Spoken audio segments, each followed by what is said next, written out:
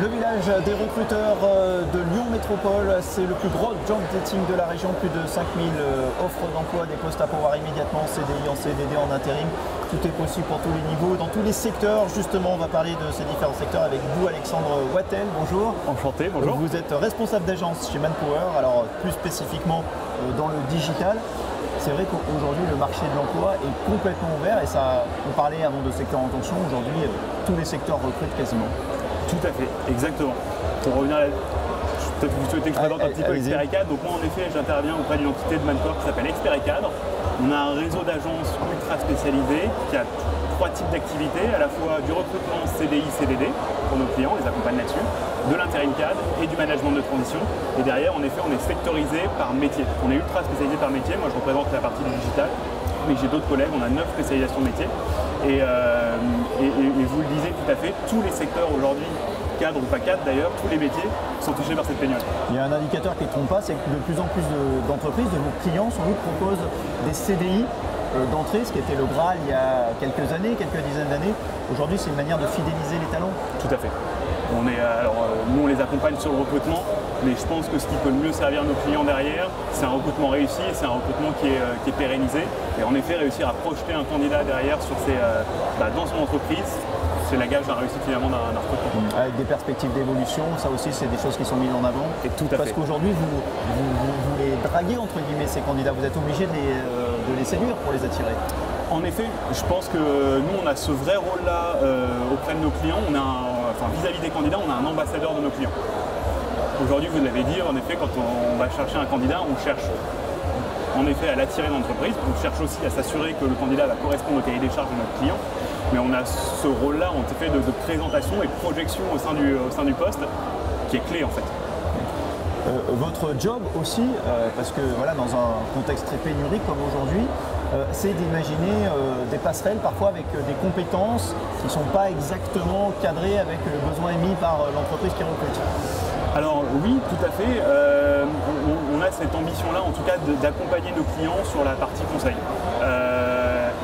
On parlait tout à l'heure du mouton à 5 pattes. Notre métier aussi en tant que cabinet de recrutement ou chasseur de tête, c'est de pouvoir aussi trouver ces moutons à 5 pattes. Maintenant, si ce mouton n'existe pas, c'est de conseiller le client, pouvoir sonder le marché pour lui, pour dire voilà les compétences aujourd'hui qui existent, voilà les compétences qui sont à l'écoute. Voilà et c'est de faire le point avec lui sur quelles sont les compétences clés aujourd'hui dont vous avez besoin et quelles sont les compétences sur lesquelles vous pourrez les accompagner, vous pourrez les former et vous pourrez aussi projeter parce que former un candidat quelque part, c'est aussi une possibilité de le fidéliser et de le faire rester dans l'entreprise. Et c'est aussi investir sur lui, donc il ne faut pas se planter ou sur elle. Tout à fait, tout à fait. Est-que aussi, puisqu'on vous recrutez essentiellement des cadres ici au village des recruteurs de Lyon, est-ce que la compétence principale, prioritaire, même pour les cadres, c'est le savoir-être? C'est une bonne question.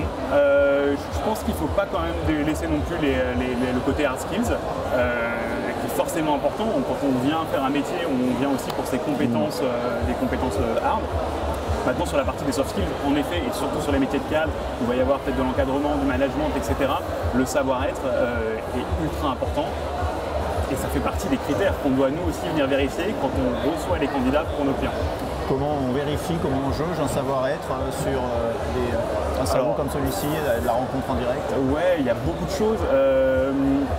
Il y a un côté feeling quand on va parler avec la personne, il y a la qualité d'expression, il y a la qualité de présentation, alors ça c'est plutôt sur le côté très feeling et c'est un petit peu notre métier en tant qu'RH si vous voulez d'avoir ce côté-là. Après sinon on s'appuie aussi sur des tests de personnalité qu'on fait passer à nos candidats pour les accompagner, qu'on débriefe avec nos candidats et qui sont en fait plutôt des entrées de discussion pour approfondir certains points de leurs enjeux de la personnalité et s'assurer que ça correspond bien en fait avec ce que cherche le client. Dernière question, est-ce que chez Manpower, j'imagine, mais est-ce qu'il y a des exemples concrets de personnes que vous avez rencontrées avec qui vous avez mis l'entreprise en relation, on allait jusqu'à la fin du processus de recrutement et qui ça s'est fait en fait sur la base de la rencontre et ça ne se serait pas fait forcément avec un envoi de CV traditionnel?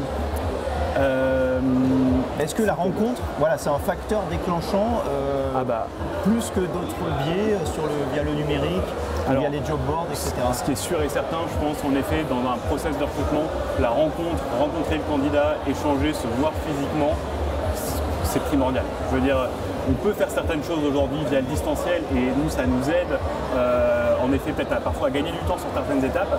Par contre, le fait de rencontrer le candidat et puis là, aussi rencontrer nos clients, ça permet en fait on va passer plus de temps sur des choses hyper importantes liées forcément aux soft skills grâce au temps qu'on va gagner via le digital aujourd'hui. Ok, donc la rencontre, ça reste vraiment l'ADN du village des recruteurs et le point de départ souvent dans le processus de recrutement. C'est l'ADN. Merci beaucoup Alexandre Wattel de chez Manpower. Voilà, n'hésitez pas à venir les voir ici, Manpower qui recrute dans plusieurs secteurs, on l'a dit, notamment vous dans le digital. Au village des recruteurs de Lyon, c'est jusqu'à jeudi soir. Bonne journée. Merci beaucoup.